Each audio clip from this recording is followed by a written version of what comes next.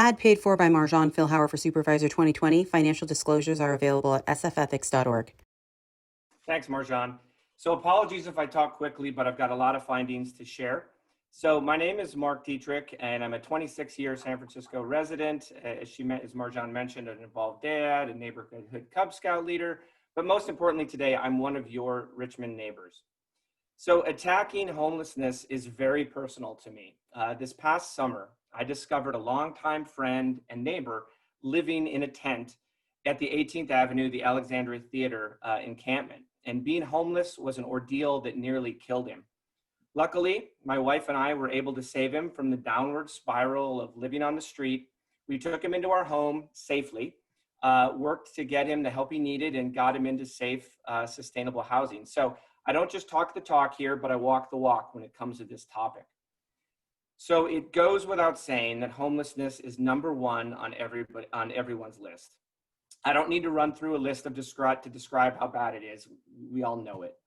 So rather, my goal today is to share with you what we learned on our task force when we stopped and listened to our Richmond neighbors. So when we listened to neighbors, with the hundreds of surveys, responses, countless Zoom calls, sidewalk conversations, here's what we heard. First and foremost, we heard compassion. We heard these people need help.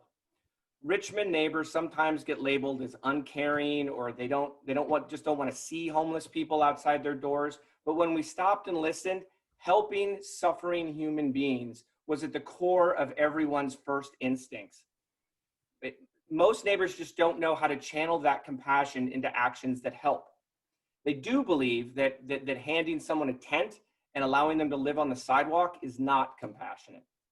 We also heard that our neighbors' compassion is being stretched to its limits by needles and violent outbursts, by public health dangers, people defecating on their doorsteps. So unsurprisingly, the vast majority of neighbors are not really satisfied with the local response to the crisis. So they hear all about all this money being spent, but they don't see or understand where any of that money goes.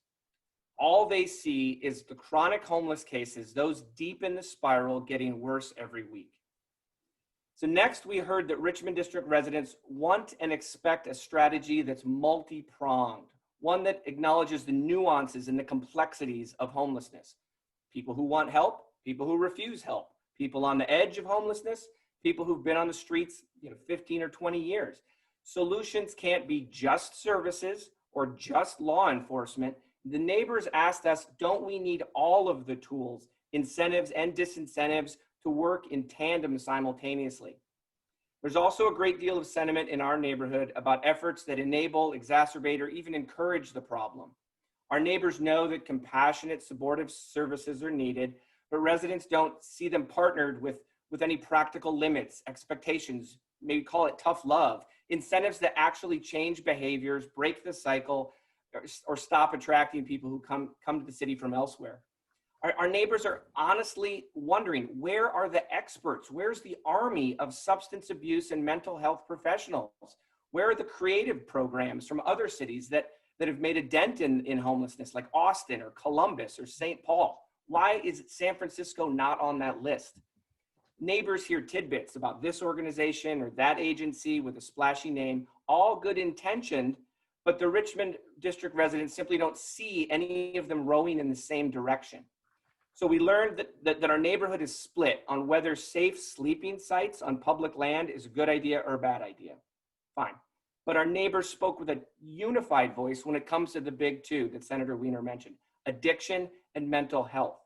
Everyone in the Richmond District acknowledges that these two underlying monsters have to be a massive fundamental part of any long-term solution or strategy. So neighbors want to know how the city is going to not provide just more, but more effective mental health services and treatment centers. They want to know how we're going to get people, willing or unwilling, into real treatment help. Specifically on mental health, the majority of our neighbors want to see expansion of conservatorship laws, those that make it easier for the city to intervene to help people who can't help themselves. Neighborhoods shake their heads in disbelief when they hear people need 8 documented incidents of harm to themselves or others before state or city officials can legally intervene. 8. So when it comes to affordable housing, We heard that neighbors want intentional investment in affordable housing and supportive shelters. Yes, neighborhoods understand that affordable housing is part of the puzzle, and they believe it has to be sustainable, it has to be realistic, and it has to be funded. And that's the tricky part, which Bobak will talk about next. So lastly, and probably most important thing we heard from everyone in our neighborhood was about vision. Currently, our neighbors don't see a clear vision, or even a fuzzy one, from our neighborhood leaders on how to bring real change to help those who are on our streets. So without a vision that gets everybody rowing in the same direction, neighbors fear that nothing's going to get better. And that it's that vision that they want and they expect from our next city leaders. Those are the findings. Thanks for listening.